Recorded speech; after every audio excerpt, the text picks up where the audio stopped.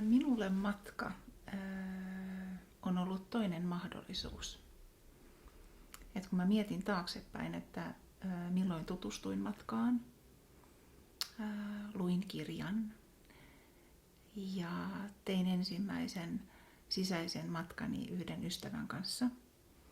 Ja se oivallus tai se ymmärrys, joka minuun tuli tai nousi sen ensimmäisen matkan yhteydessä, missä mä näin syy-yhteyden käyttäytymiseen, missä minä reagoin hyvin voimakkaasti ihmiseen, joka tavallaan nyt jälkeenpäin mä ymmärrän, painoi tiettyä nappia. Ja mä en ymmärtänyt sitä mun voimakasta reaktiota ollenkaan.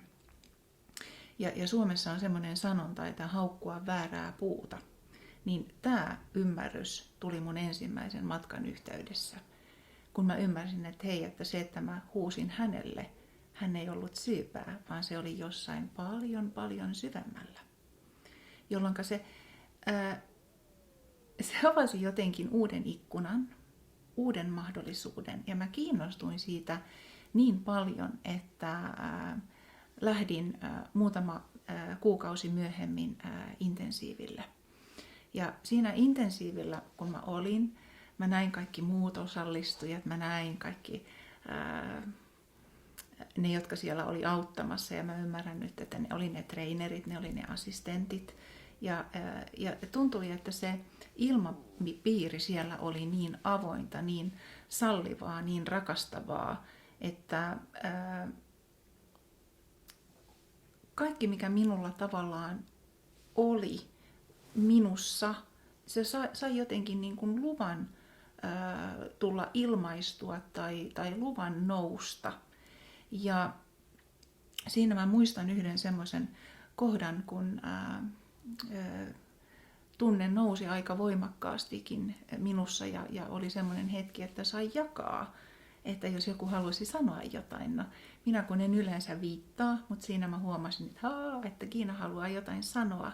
Ja kun mä siinä jaoin elämäni tai elämästäni pienen osan ja miten mä huomasin, että se vaikutti muihin ihmisiin, että ne ymmärsivät, että hei, että heillä on ollut samanlainen tilanne, niin mä huomasin tämän, että miten se intensiivi viikonloppu oli rakennettu ja suunniteltu niin, että me saadaan tukea muista osallistujista ja me ollaan siinä samassa veneessä. Ja sitten kun mä olin sen kertonut, että mitä mä halusin jakaa, niin soi kappale The Second Chance. Ja mä tiesin, että hei, matka on minulle toinen mahdollisuus. Joo, no matka intensiivi. Viikonlopun ilmapiiri oli hyvin lämminhenkinen ja sellainen rakastava, että siellä jokainen tunsi olonsa niin kuin tervetulleeksi. Siellä oli niin kuin tosi hyvä olla ja vaikka sieltä niin kuin jokaisella tai varmaan aika monella nousi niitä niin kuin voimakkaita tunnemuistoja, niin ne oli turvallista jakaa siellä. Ja totta kai ennen kuin menin sinne, niin jännitti, mutta jo heti kun sinne pääsi ja päästiin ensimmäiselle luennolle, niin se vapautui se jännitys ja hyvin nopeasti alkoi tuntua siltä, että me ollaan niin kuin kaikki siellä samassa veneessä ja saman asian äärellä, että siellä oli niin kuin tosi hyvä olla.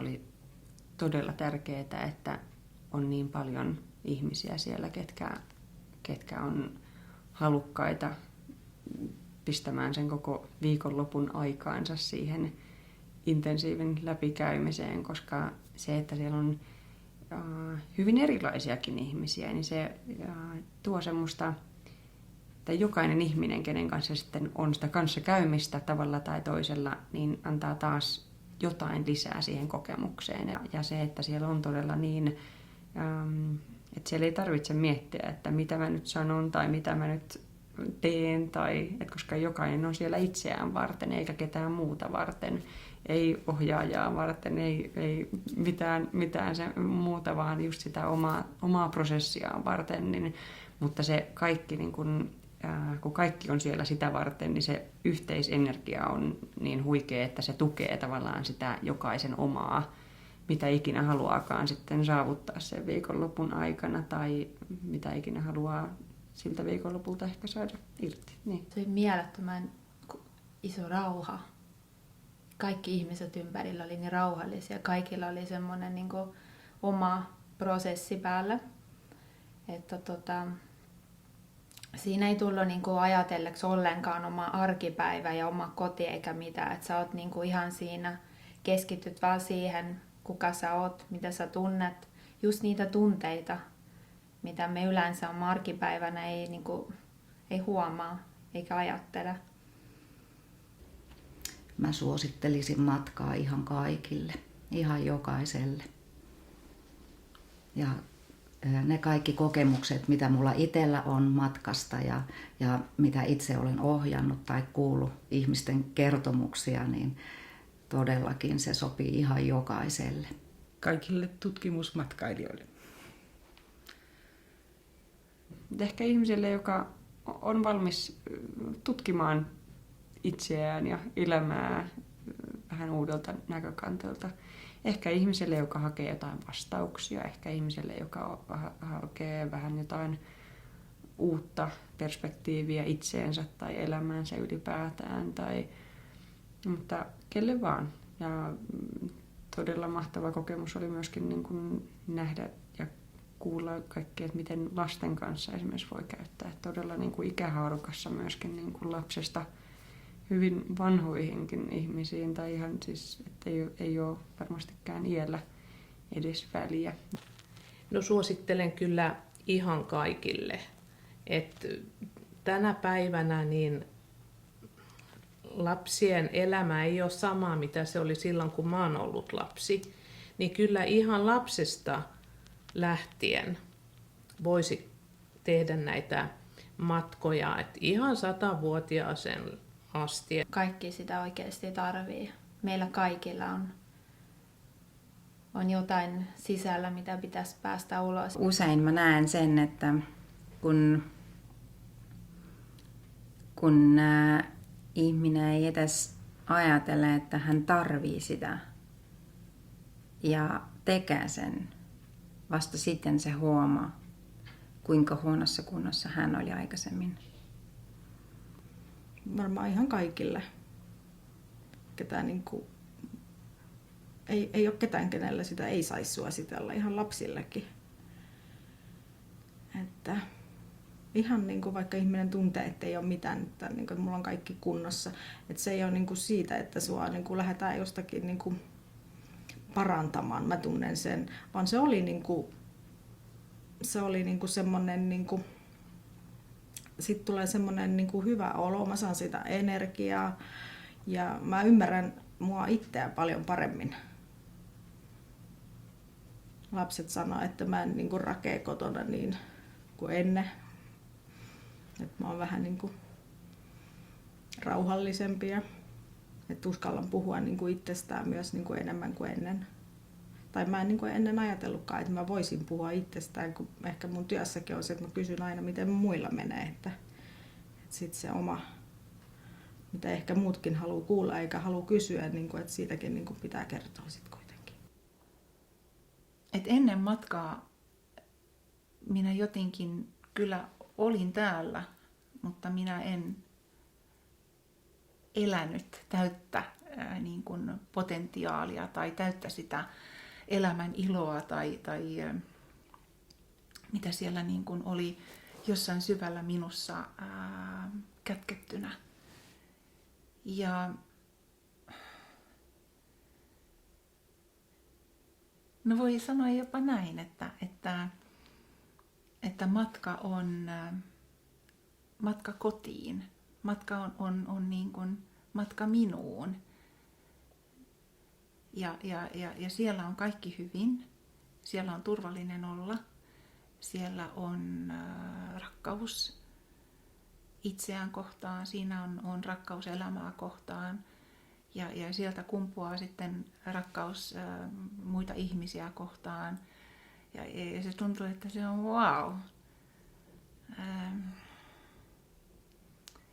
Ja sitä tunnetta ja sitä olotilaa mä soisin niin kuin jokaiselle. Ihan jokaiselle. Ja se on hassua nyt seurata muita ihmisiä, kun minä näen, että ne kamppailee, tai mä näen, että ne kärsii, tai mitä tahansa. Ja mä tiedän, että siinä olisi niin pienestä kiinni, että ei tarvitse yhtäkään askelta ottaa.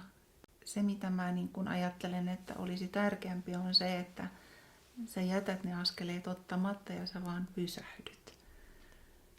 Pysähdyt siihen paikkaan, mikä tässä juuri nyt on, niin kuin me matkassa tehdään. Kun mä ajattelen, että mitä mä olen saanut sieltä seminaarilta, että mä en pysty kuvittelemaan, että mitä mä olisin pitänyt ostaa, että mä saisin sellaisen kokemuksen, että siltä kannalta, että mä ajattelen oikeasti, että rahat tulee ja menee ja se, että sä oikeasti saat apua ja sellaista johtoa, että miten sä saat auttaa itsensä itse. Että minusta se on ihan mahtava. Ja se viikonloppu kyllä muutti elämäni täysin, että siellä, että mua jännitti lähteä ja mua jännitti sielläkin, kun mä en tiennyt, mitä tulee tapahtumaan ja mitä siellä tehdään ja näin. Mutta sen viikonlopun jälkeen huomasin jo muutoksia elämässäni. Ja sen jälkeen olen tehnyt useamman matkan, että olen täysin eri ihminen tänä päivänä kuin mitä olin 6-7 vuotta sitten. Olen rohkeampi. En silloin uskaltanut tehdä asioita. Mua pelotti aina, en ikinä tee tätä ja en ikinä. Ja nyt mä oon tehnyt paljon sellaista, mitä mä oon sanonut, että mä en ikinä tee. Ja sitten mä en ehkä murehdi niin paljon asioita enää tänä päivänä kuin mitä mä oon aikaisemmin tehnyt. Ja sitten tajuan paremmin itseäni ja miksi mä käyttäydyn niin kuin käyttäydyn ja miksi muut ihmiset käyttäytyvät niin kuin he käyttäytyvät ja miksi he tekevät niin kuin tekevät. Niillä matkoilla on tosi voimakas vaikutus sun sisäisen maailman ja sun ulkoisen maailman. Että kaikki muuttuu niin paljon vapaammaksi, keveymmäksi, iloisemmaksi, värvikkaammaksi. Tulee niinku enemmän intohimoa ja kun aikaisemmin oli niinku tulevaisuuden suhteen oli niin paljon pelkoa ja mä koko ajan murehtin jostakin, koko ajan olin huolissa jostain, niin ne on kaikki poistuneet. Että siellä on vain niinku se uteliaisuus ja intohimo ja niinku rauha. Mä haluan tehdä niin paljon enemmän asioita. Mä haluan kokea niin paljon enemmän asioita, kun mä tähän asti niinku mä vain etsin sitä harmoniaa ja rauhaa koko ajan. Ja nyt mulla on se harmonia ja rauhakin, mutta sen lisäksi mulla on niinku paljon enemmän energiaa ja intohimoa tehdä jotain uutta ja kokeilla jotain muuta ja olla ystävien kanssa, kun mä aikaisemmin helposti niinku menin piiloon tai olin niinku yksin kotona kirjan kanssa tai jotain, että se annoi mulle sen rauhan, niin nyt mulla on niinku se rauha koko ajan täällä sisällä ja mä voin niinku mä mielellään menen ystävien kanssa johonkin tai teen jotain kiinnostavaa tai kivaa, että mä niinku haluan enemmän elää. Ja niinku tunnen ehkä itsensä nuorempanakin, että tehdä niitä asioita, jota niinku 20 vuotta nuoremmat teevät. Ne tosi negatiiviset asiat, mikä mulla on aina ollut mukana. Mulla ei ole enää mitään ongelmia niiden asioiden kanssa, että mulla on ihan rauhassa.